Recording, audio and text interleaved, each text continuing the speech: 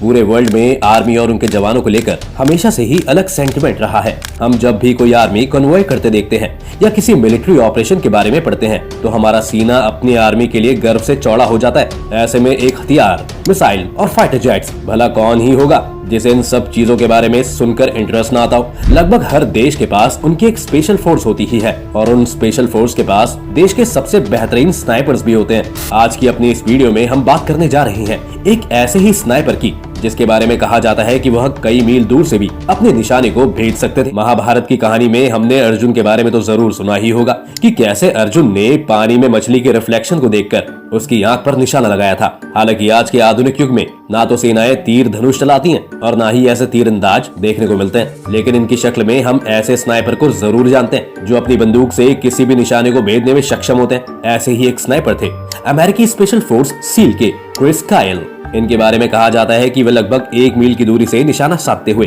अपने दुश्मन को ढेर कर देते थे। 2 अगस्त 2006 की सुबह जब सेंट्रल इराक के रमाडी में 3 नेवी सील जवान एक 4 मंजिला इमारत की छत पर चढ़े, उनमें से एक पेटी ऑफिसर और स्नाइपर की पोस्ट पर एक जवान अपनी राइफल के साथ पोजीशन लेता है। अपनी बंदूक के स्कोप से झांकते हुए काइल ने नीचे की सड़कों को स्कैन किया जहां दूसरे अमेरिकी सैनिक घरों की तलाशी कर रहे थे। काइल अपनी बाज जैसी नजरों के साथ निशाना लेने को तैयार थे। यह इराक वॉर का सबसे बुरा फेज था और उस दिन काइल ने अपनी बंदूक से अपने करियर का 100वां शिकार किया था, जिसमें से अकेले इसी शहर में काइल अब तक 51वां शिकार कर चुका था। इसके बाद ही काइल को रमाडी का शैतान कहा जाने लगा था और उसके दस्ते वाले तो उन्हें द लेजेंड के नाम से पुकारते थे। इस बात से ही आप काइल के पराक्रम का अंदाजा लगा सकते हैं। काइल यूएस की उसी नेवल सील 6 टुकड़ी से ताल्लुकात रखते थे जिसकी एक दूसरी टीम ने बाद में ओसामा बिन लादेन को उसी के घर में घुस के मारा था।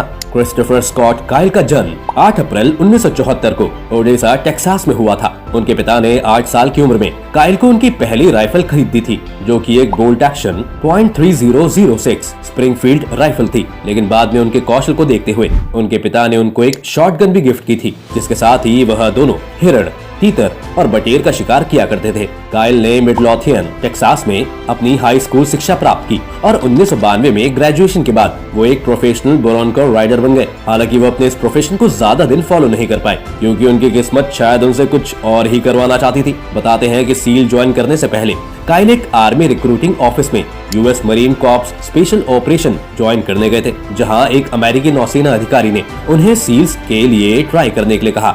इसके बाद उन्होंने 5 अगस्त 1998 को यूनाइटेड स्टेट्स नेवी ज्वाइन की। इसके बाद काइल ने अगस्त 2001 में सील क्वालिफिकेशन ट्रेनिंग पूरी की और सील टीम 3 में शामिल हो गए। काइल की इस प्रतिभा को देखते हुए यूएस नेवी ने उन्हें सील स्नाइपर स्कूल भेज दिया, जहां उन्होंने सीखा कि किस तरह से युद्ध कौशल के सबसे खतरनाक काम स्नाइपिंग को अंजाम दिया जाता है। साल 2004 में उन्हें फलूजा में तैनात किया गया, जहां उन्होंने बतौर स्नाइपर अपना पहला काम किया। नवल स्पेशल वॉरफेयर कमांड के भीतर रहते हुए काइल ने 4 बार टूर्स ऑफ ड्यूटी में हिस्सा लिया, जहां उन्होंने इराक युद्ध में कई बड़ी लड़ाइयां ली। काइल के बारे में कहा जाता है कि उन्होंने इराक युद्ध में सबसे ज्यादा लोगों को मारा था। इस बात के ऊपर काइल ने अपनी ऑटोबायोग्राफी में लिखा है कि पेंटागन में ऑफिशियल तौर पर काइल के 150 से अधिक किल्स की पुष्टि की है, जो कि पिछला अमेरिकी रिकॉर्ड 109 से कहीं ज्यादा था, लेकिन पेंटागन ने एग्जैक्ट नंबर देने से मना कर दिया था। इसी के साथ काइल ने यह भी लिखा है कि किसी भी दूसरे यूएस सर्विस मेंबर की तुलना में नेवी मुझे एक स्नाइपर के रूप में सबसे ज्यादा आतंकवादियों को मारने का श्रेय देती है।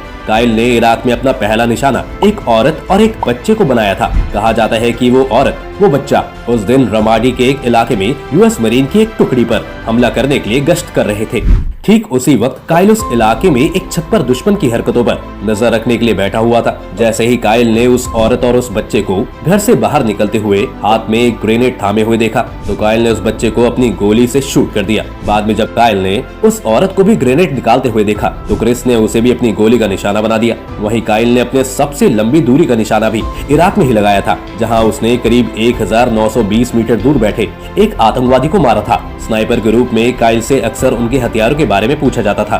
ट्रेनिंग के दौरान उन्होंने 4 अलग अलग राइफलों का इस्तेमाल किया था, जिससे वह जान सके कि कौन सा हथियार सबसे कारगर है। वहीं अपने पूरे मिलिट्री करियर में वो कई हथियारों का इस्तेमाल कर चुके थे, जैसे ही semi automatic 7.62 NATO MK11 sniper rifle, 5.56 NATO MK12 marksman rifle, जैसे कि एक लोअर रिसीवर M4A1 के साथ मॉडिफाइड किया हुआ था, रेमिंगटन 700/300 और .338 लाकुआ मैग्नम को वही लंबी दूर की स्नाइपिंग करने के लिए पसंद करते थे। इस दौरान क्रिस 2 बार गोली लगने और 6 बार IED धमाकों की वजह से घायल भी हुए। जिस तरह कायल ने अपनी गोलियों से 160 आतंकियों को शिकार किया, उसके बाद अलकायदा कायल को रमाडी का शैतान बुलाने लगी। इतना ही नहीं, अलकायदा ने तो क्रिस कायल पर 80,000 अमेरिकी डॉलर का इनाम रखते हुए यह भी कह दिया था कि जो भी कायल को मारेगा उसे अलकायदा की तरफ से इनाम में राशि भी दी जाएगी। कायल को अपनी बहादुरी के लिए कई बार अलग अलग अवार्ड से नवाजा गया, जिसमें एक सिल्वर स्टार, 4 बार ब्रॉन्ज स्टार मेडल, एक navy and marine corps achievement medal और कई दूसरे अवार्ड शामिल हैं। बाद में कायल ने साल 2009 में करीबन 10 साल नौकरी करने के बाद यूएस नेवी से रिटायरमेंट ले ली और अपनी पत्नी और 2 बच्चों के साथ मिडलॉथियन टेक्सास में आकर रहने लगे। लेकिन गन से उनका रिश्ता अभी तक खत्म नहीं हुआ था। अपनी ऑटोबायोग्राफी में कायल ने एक घटना का जिक्र करते हुए बताया कि नौकरी छोड़ने के बाद एक बार 2 लोगों ने उसके ट्रक को लूटने की कोशिश की। कायल ने लुटेरों से कहा कि वह उन्हें अपनी चाबी लेने के लिए एक बार उनके ट्रक में वापस जाने दें, और फिर एकदम कायल वापस घूमे और अपनी वेस्ट बैंड से उन्होंने अपनी कोल्ट 1911 गन को बाहर निकाला। उन्होंने लुटेरों की तरफ गन तानते हुए पहले व्यक्ति की छाती में 2 बार गोली मारी और फिर उन्होंने थोड़ा घूमकर 2 बार फायर किया, जिससे दूसरे आदमी के सीने में भी गोली लगी और दोनों आदमी फिर वहीं ढेर हो गए। भला वो कहाँ जानते थे कि वो दुनिया के सबसे बेहतरीन स्नाइपर से भिड़े बैठे हैं। बाद में उन्होंने अमेरिकी सेना और लॉ इन्फोर्समेंट कम्युनिटीज की ट्रेनिंग के लिए बनाई गई एक क्राफ्ट इंटरनेशनल नाम की कंपनी के लिए अध्यक्ष बना दिया गया। 2012 में उन्होंने अपने इराक वॉर के एक्सपीरियंस पर एक किताब भी लिखी थी, जिसका शीर्षक था अमेरिकन स्नाइपर। कायल की इस किताब को विलियम मॉरो एंड कंपनी नाम के पब्लिशिंग हाउस ने एक ऑटोबायोग्राफी के रूप में छापा। इस किताब को लोगों ने हाथों हाथ खरीद लिया और जमकर प्रशंसा करी। अमेरिकन स्नाइपर ने द न्यूयॉर्क टाइम्स की बेस्ट सेलर सूची में 37 सप्ताह तक जगह बनाए रखी, जिसके चलते कायल को नेशनल अटेंशन मिलने लगी।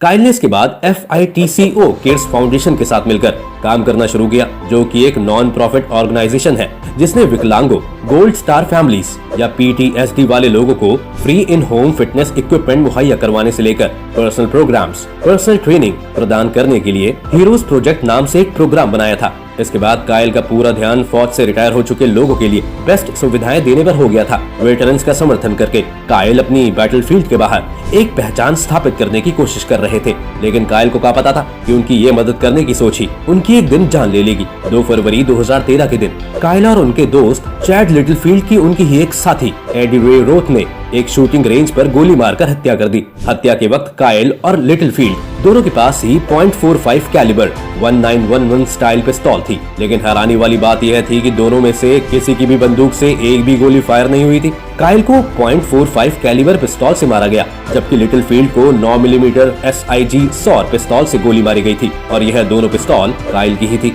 रॉथ लैंस्टर टेक्सास के एक 25 वर्षीय अमेरिकी मरीन कॉर्प के एक वेटरन ऑफिसर थे। कायल और लिटिलफील्ड ने रोथ को उनके पोस्ट ट्रॉमेटिक स्ट्रेस डिसऑर्डर को मदद करने के लिए उन्हें गन रेंज ले गए थे।